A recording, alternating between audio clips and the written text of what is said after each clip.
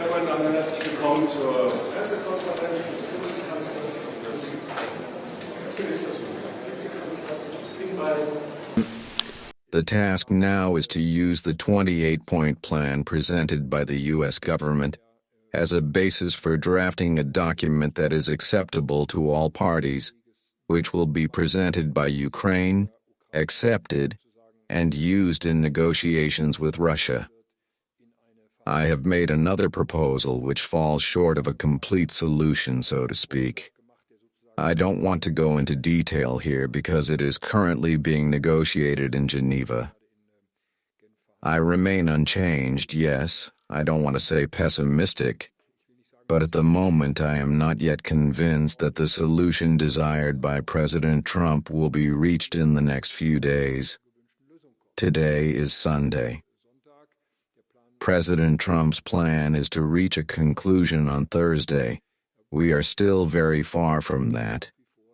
That doesn't mean it's completely impossible to reach, but I am skeptical whether such an outcome is possible given the current differences, but we will have to wait and see.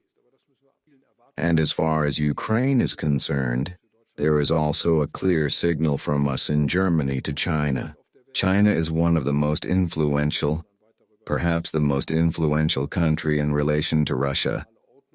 And of course this power must also be used to do everything possible to end the war.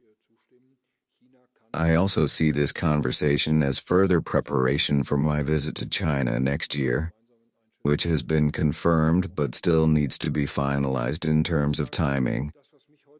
However, it will definitely take place in the first few weeks of next year. And I am going into the talks with high expectations.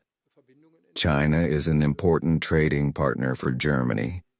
China is an important stabilizing force in the world.